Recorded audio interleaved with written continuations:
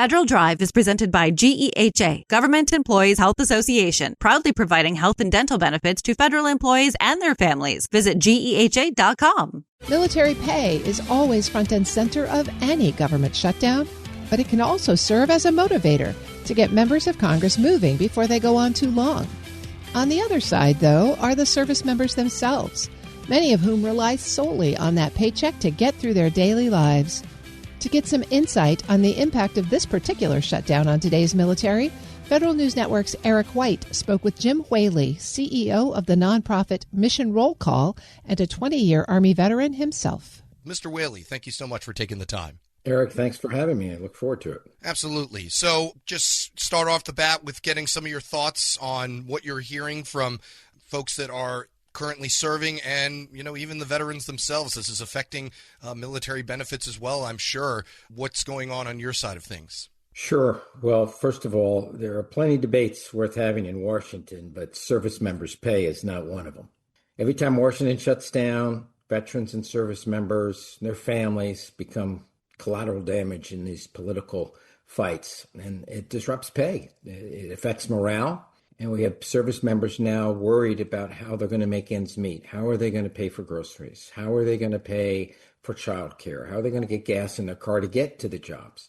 It's also, as I mentioned, it affects morale because when you're worried about those things, you may not be focused on what you need to do. And then, as we all know, the military has a lot of dangerous missions out there. So it's unfortunate that this continues, and we're hopeful that two sides can get together and fix this problem quickly. What sort of resources are out there we'll start right there just because that's the most important thing. What resources are there available for service members that are going without pay? I imagine nonprofits like yourself try to fill some of the gaps that they're seeing in services, but what else can be done to help these folks that are going through this? Well, unfortunately, there's not one organization across the country that fills that void. So in many cases, it's done by local communities, food banks, church pantries, things like that veterans and their families and service members can go to. We have on our website a number of organizations under our resource directory that veterans and active duty military can go to and find help in different areas, homelessness, suicide, all those sort of things. I think it's important, Eric, for listeners to understand that we have 18 million veterans across our country. And when you think about their spouses, dependents, and things like that, you're talking 30 plus million. That's a sizable voter block. That's a sizable amount of people that have served their country or know someone who has served their country. And right now, even before this shutdown occurred, 1 in 4 veterans and active duty military have food insecurity issues.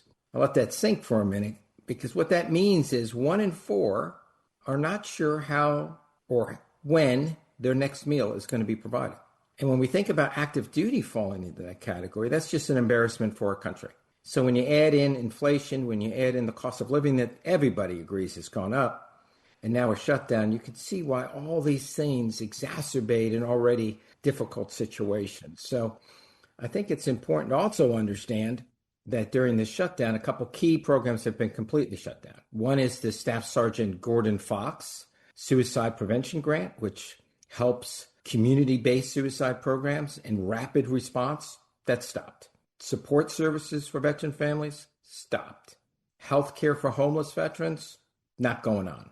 And rural access network for veterans, the most dire situation is when we have veterans that are so far away from a VA hospital in the rural America and they don't have anybody to connect to and they're in financial straits. That stopped.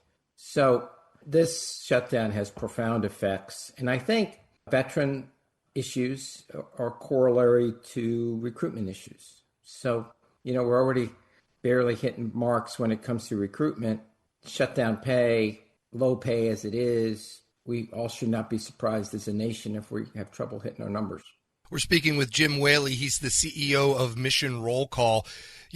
Congress typically tries its best to almost shield military members and veterans from the effects of a government shutdown just because, nobody likes to be the ones that, seen as taking away military pay and benefits. But even during a partial government shutdown, you just laid out a couple of programs when they are able to, eke out the last paycheck like they did this month. I imagine that it's still not cutting it, so to speak, just because, as you mentioned, some of those programs that many aren't aware of, that many rely on, do fall through the cracks even during a partial government shutdown. Is that the case, or am I blowing that out of proportion? No, I think it's the uncertainty, right? I think you're right on target. The uncertainty of not knowing if your pay is going to kick in next month, or, because we all know, and I applaud the administration of figuring a way around to make sure that the military active duty continue to get paid. And then for those that don't know, the Coast Guard falls under the Homeland Security, so Homeland Security figured a way to pay them. But that is not a long-term solution. That was a stopgap measure. Thanks to them to do that. That has not happened before. So they found a way around it, and the military community applauds that efforts. I think the frustration that the military community has is that these are important programs. We still have 20 veterans every day committing suicide. We still have 35,000 plus veterans homeless every night. We still have 1 in 4 active duty and veterans, as I said earlier, food insecurity issues. So when you add this to the top of it, it only pours accelerant on an already nasty fire that all of us want to put out. And I think as a country, we have to do better to make sure that we have, a government that takes responsibility, that sets standards for critical programs don't get cut, and takes the partisanship out of it. Military shouldn't have to suffer during this political brinkmanship that's going on right now. Yeah, long term, that's what I wanted to finish up with here. We could be having this conversation in 2018, 2015, 97, and it still seems as if every time it happens, as I mentioned in the intro, it's military pay that is always the thing that pulls us out of the fire because everyone wants to make sure they are paid. Are you aware of any ideas or legislation that has been proposed to just kind of blanket the military from when things don't come together on Capitol Hill to make sure that at least they are getting paid even when shutdowns like this occur? I'm just curious if there's anything that you've heard of or legislation that you all have lobbied for to improve things going forward. No, I don't. And I think it's a two-edged sword in some ways, right? We certainly want, in one way I'm saying, we need to make sure that these programs are funded, that veterans are taken care of. But I also think, and you brought it up earlier, that the riding crop, right, that forces them to the bargaining table, in some ways we have to keep that in this program because otherwise this would drag out. And no one wants to see any Americans suffering during a shutdown. Of course, we're focused on veterans and their families, but I think we need to think long and hard about how we come up with a better way that this doesn't continue to shut down, because it affects markets.